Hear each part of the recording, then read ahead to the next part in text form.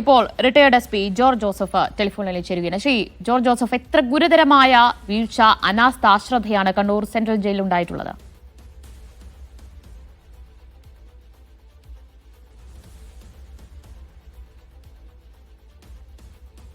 Shri George Joseph, താങ്കൾക്ക് കേൾക്കാമോ? Shri George Joseph, കേൾക്കാമോ?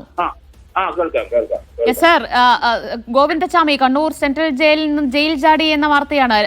പുലർച്ചെ 1:15 ജയിൽ ചാടി. മണിക്കൂറുകൾ കഴിയുന്നു, ഇപ്പോഴും എവിടെയാണെന്ന് അറിയില്ല, പിടികൂടാൻ കഴിഞ്ഞിട്ടില്ല. എത്ര ഗുരുതരമായ വീഴ്ചയാണ് ഈ സംഭവത്തിൽ ഉണ്ടായിട്ടുള്ളത് ഉദ്യോഗസ്ഥരുടെ ഭാഗത്തു നിന്ന്? തീർച്ചയായിട്ടും ഇതൊരു ഗുരുതര വീഴ്ച തന്നെയാണ്. ഗോവിന്ദച്ചാമിയെ പോലെയുള്ള ക്രിമിനൽസ് സമൂഹത്തിൽ ഇറങ്ങാൻ പാടില്ലാത്തതാണ്. അവനെ തൂക്കിക്കൊല്ലാനായിട്ട് വിധിച്ചതാണ്. പിന്നെ അഡ്വക്കേറ്റ് ആളൂരൊക്കെ ചേർന്ന് അതിന് അപ്പീലൊക്കെ കൊടുത്ത് ഏതായാലും ലൈഫ് ഇംപ്രസ്മെന്റ് ആയി ജീവനും തടവായിട്ട് മാറ്റിയ ആളാണ്. അയാൾ 10ാം ബ്ലോക്കിലാണ് അവിടെ കിടക്കുന്നത്. അത് അതീവ സുരക്ഷിത അറിയിക്കുന്ന ക്രിമിനൽസിനെ ഇടുന്ന സ്ഥലമാണ് 10ാം ബ്ലോക്ക്. യൂറോപ്യൻ ആൾക്കാരുടെ കാലഘട്ടം മുതൽ 10ാം ബ്ലോക്ക് അങ്ങനെയാണ് കണ്ണൂർ ജയിലില്. അവിടെ നിന്ന് ചാടിപ്പോവുക എന്ന് പറഞ്ഞാല് പിന്നെ എങ്ങനെയാണ് നമ്മൾ ഇങ്ങനെയുള്ള ക്രിമിനൽസിനെ സൂക്ഷിക്കുന്നത്? ഇത് ഉദ്യോഗസ്ഥരുടെ ഭാഗത്തുള്ള വീഴ്ച തന്നെയാണ്. കാരണം 1:15 ചാടിയ വിവരം അവരറിയുന്നത് 5 മണിക്കാണ്. അതിനുശേഷം പോലീസ് അറിയുക ഇനി 2 മണിക്കൂർ എടുക്കും.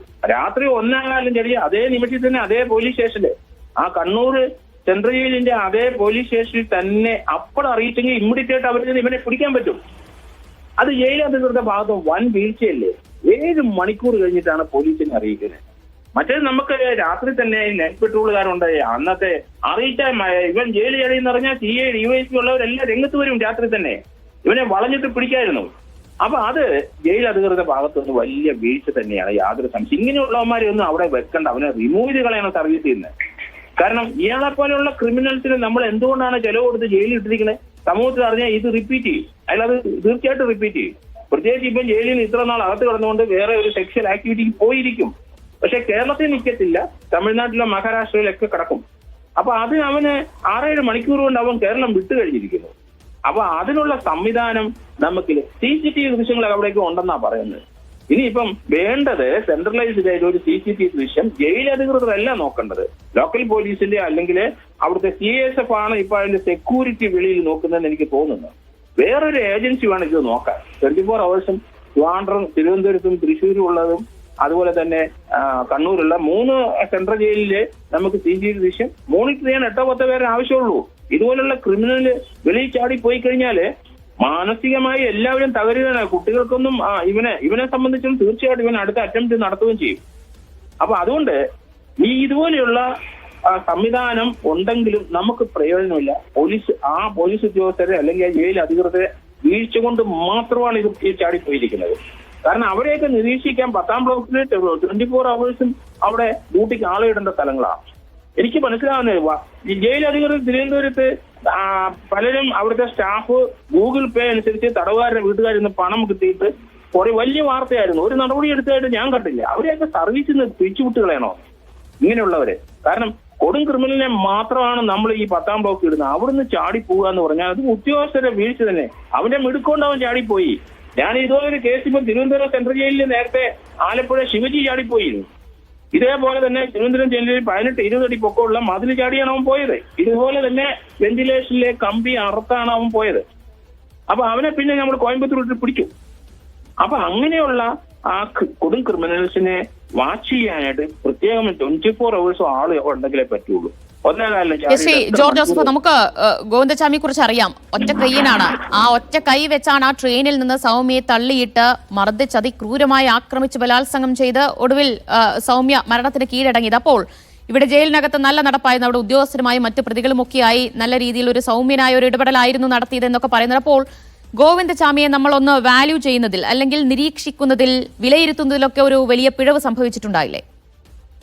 അത് തീർച്ചയായിട്ടും അങ്ങനെയല്ലേ. അവനെ ചാടിപ്പോകാൻ വേണ്ടിയിട്ടല്ലേ ഈ സൗമ്യനായി എല്ലാത്തിനും ഞാൻ മാറി എന്നൊക്കെ പലരും ഇങ്ങനെയാണ് അവര് കാണിക്കുന്നത്.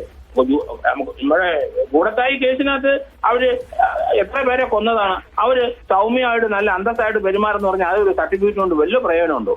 സൗകര്യം കിട്ടിയാൽ വീണ്ടും ചെയ്തുകൊണ്ടിരിക്കും. അതാ അവരുടെ ഒരു സൈക്കിക് കേസുകളാണ് ഇതെല്ലാം. അതുകൊണ്ട് ഈ ഉദ്യോഗസ്ഥർക്കെതിരായിട്ട് ആദ്യം നടപടിയെടുക്കട്ടെ.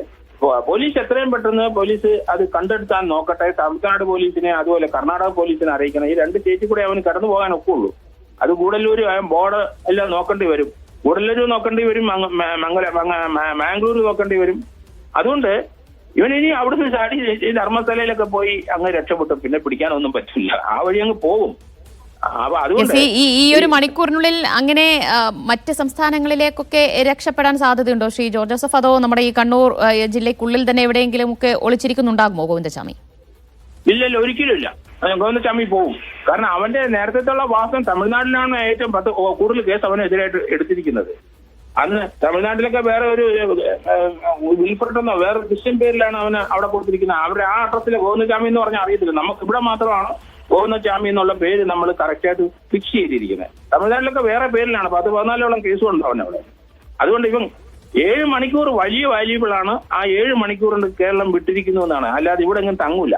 കാരണം അവനറിയാൻ പിടിക്കുമെന്ന് കേരള പോലീസ് നല്ല കഴിവുള്ള ആൾക്കാരായതുകൊണ്ട് അവർ പിടിക്കുമെന്ന് അവനറിയാം. അതുകൊണ്ട് അവൻ കേരളം വിട്ടിരിക്കുന്നു. 7 മണിക്കൂറിന്റെ അതിർത്തി, കണ്ണൂരിൽ നിന്ന് അതിർത്തി കടക്കാൻ എത്ര മണിക്കൂർ, 2-3 മണിക്കൂർ വേണം. അത്രയേ ഉള്ളൂ. അവൻ കടന്നു പോയിരിക്കുന്നു. അല്ല, അത് മാത്രമല്ല, ഇത് വധശിക്ഷ വിധിച്ചപ്പോഴും സുപ്രീം കോടതി വരെ ഗോവിന്ദചാമിക്ക് വേണ്ടി പോകാനും വാദിക്കാനും ഒക്കെ അഭിഭാഷകരുണ്ടായിരുന്നു, ആളുണ്ടായിരുന്നു, പണം ഒഴുക്കാൻ ആളുണ്ടായിരുന്നു. അപ്പോൾ ഗോവിന്ദചാമിക്ക് പിന്നിൽ വലിയൊരു മാഫിയ, ഒരു വലിയൊരു നെറ്റ്വർക്ക് കൂടി ഉണ്ട്. അപ്പോൾ അവരുടെ ഒരു സഹായം കൂടി ഇതിൽ ലഭിച്ചിട്ടുണ്ടാകില്ലേ ഗോവിന്ദചാമിക്ക്? അതാ പറഞ്ഞ, അത് പണം ഇറക്കിയിട്ടുണ്ടാവണം. അത് ജയിലിൽ തീർച്ചയായിട്ടും നോക്കണം. അവിടുത്തെ ഈ 10ാം ബ്ലോക്കുകാർ, ഈ ചാടിപ്പോയ ദിവസത്തെ ഡ്യൂട്ടിക്കാരുടെ മുഴുവൻ ഗൂഗിൾ പേ നോക്കണം. പണം വന്നിട്ടുണ്ടോ എന്ന് നോക്കണം. ആ 1 മാസത്തിനകം തീർച്ചയായിട്ടും വന്നിട്ടുണ്ടാവും. അല്ലാതെ ഒന്നും അവിടെ കാരണം 1 ഇറങ്ങി ചാടിപ്പോയ ഒരാളെ ആ ഡ്യൂട്ടിക്കാരൻ അവൻ ആ മുറിക്കകത്ത് ഇല്ല എന്ന് 5 മണിക്കാണ് വെളുപ്പിനെ അറിയുന്നത്. അതിന് ആ നിമിഷത്തിൽ തന്നെയെങ്കിലും ഫോൺ എടുത്ത് പോലീസിൽ അങ്ങ് വിളിച്ചു തരുന്നുണ്ട്. ആ ലോക്കലുള്ള SIയും CIയും DYSP ഒക്കെ അലർട്ടായി അവരൊക്കെ ഫീൽഡിൽ ഇറങ്ങും. അതിന് അവരുടെ DGPയുടെ സമ്മതം വേണം, മറ്റവന്റെ സമ്മതം വേണം എന്നൊക്കെ പറഞ്ഞിട്ടാ ഒരു സംഭവം ഉണ്ടായി. ആ പോലീസുകാരൻ തന്നെ അല്ലെങ്കിൽ ജയിൽ ജീവനക്കാരൻ തന്നെ ഇമ്മീഡിയറ്റ് ആയിട്ട് ലോക്കൽ പോലീസ് വിളിച്ചറിയിക്കണം. അത് അവര് മേലുദ്യോഗസ്ഥരെ അറിയിച്ചറിച്ച് വരുമ്പോൾ നേരം വിളിക്കും. അപ്പൊ അങ്ങനല്ല അത് ചെയ്യേണ്ടത്. ഇതുപോലെ ജയിലിൽ ചാടുന്നവര് ക്രിമിനൽ ചാടി പോയിട്ടുണ്ട്, ആ സെക്കൻഡിൽ തന്നെ ഡയറക്റ്റ് ആയിട്ട് പോലീസ് സ്റ്റേഷൻ അറിയിച്ചു കഴിഞ്ഞാൽ പോലീസ് അത് തീർച്ചയായിട്ടും പെട്ടെന്ന് കവർ ചെയ്യും. 1:15 തീർന്നില്ല, 5 മണിക്ക് അത് അവർ അറിഞ്ഞുള്ളൂ എന്നെങ്കിൽ കേരളം വിട്ടിരിക്കുന്നു. ഏതായാലും നമുക്ക് നോക്കാം എന്താ സംഭവിക്കുന്നതെന്ന്. യെസ്, അതാണ്, അതുകൂടിയാണ്. എന്തായാലും സംഭവിച്ചു. അയാൾ ജയിൽ ചാടി. ഇനിയിപ്പോഴുള്ള പ്രഥമ പരിഗണന അയാളെ പിടികൂടുക എന്നതാണ്. നമ്മുടെ കേരള പോലീസിന്റെ ഇപ്പോഴത്തെ സംവിധാനങ്ങൾ വെച്ച് അത് എത്രത്തോളം എളുപ്പമായിരിക്കും, എത്രത്തോളം സാധ്യമുള്ള കാര്യമാണ് ഗോവിന്ദചാമിയെ പിടികൂടുക എന്നത്? പിടികൂടാനുള്ള സാധ്യത വളരെ കുറവാണ്. കാരണം ഗോവിന്ദചാമി നല്ല ക്രിമിനലാണ്, അവനറിയാം എങ്ങനെയാ ചാടേണ്ടതെന്ന്. അപ്പൊ അതൊക്കെ അവൻ നല്ലതായിട്ട് പഠിച്ചിട്ടുള്ള ഒരുത്തനാണ്. അപ്പൊ അതുകൊണ്ട് പോലീസിന്റെ നീക്കം എങ്ങനെയാ ഉണ്ടാവുമെന്ന് അവന് കൃത്യമായിട്ട് അറിയാം. അതുകൊണ്ട് അവന് ഈ ചാടുമ്പം തന്നെ നേരത്തെ അത് പ്ലാൻ ചെയ്തിട്ടുണ്ടാവും. ചാടിയിട്ടുണ്ട്, എവിടെ ചെന്ന് കഴിഞ്ഞാൽ ആ ഒരു ഡെസ്റ്റിനേഷൻ അവൻ ഫിക്സ് ചെയ്യുന്നുണ്ട്. അവിടെ ചെന്നാൽ അവിടുന്ന് വണ്ടിയിൽ അവൻ സ്ഥലം വിട്ടു പോകും. ആരാ നോക്കാൻ പോകുന്നത്? അതുകൊണ്ട് ആള് രക്ഷപ്പെട്ടു പോയി. ഇനി കിട്ടാനുള്ള സാധ്യത വളരെ ബ്ലീക്കായിട്ടാണ് എനിക്ക് തോന്നുന്നത്. ശരി, ഓക്കെ.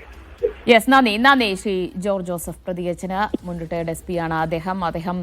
ജയിലിനകത്ത് സംഭവിച്ചിട്ടുള്ള വീഴ്ചകളെക്കുറിച്ച്, അശ്രദ്ധയെക്കുറിച്ചൊക്കെ അദ്ദേഹം പറയുകയായിരുന്നു. ഗുരുതരമായ അലംഭാവവും വീഴ്ചയും തന്നെയാണ് ജയിൽ അധികാരികളുടെ ഭാഗത്തുനിന്ന്, ഉദ്യോഗസ്ഥരുടെ ഭാഗത്തുനിന്ന് ഉണ്ടായിട്ടുള്ളത്. നേരത്തെ തന്നെ സമാനമായ നിരവധി പരാതികൾ, അതിൽ കുറ്റവാളികളുടെ കുടുംബത്തിൽ നടക്കം പണം വാങ്ങിക്കൊണ്ട് അവർക്ക് കുറ്റവാളികൾക്ക് ഒത്താശ ചെയ്തു കൊടുക്കുന്ന സംഭവം വരെ ജയിലിനകത്ത് ഉണ്ടായിട്ടുണ്ട്. അപ്പോൾ അങ്ങനെ ജയിലിനകത്തു നിന്നടക്കം ഉറപ്പായും ഗോവിന്ദചാമിക്ക് സഹായം ലഭിച്ചിട്ടുണ്ടാകും എന്ന് തന്നെയാണ് അദ്ദേഹം വിലയിരുത്തുന്നത്.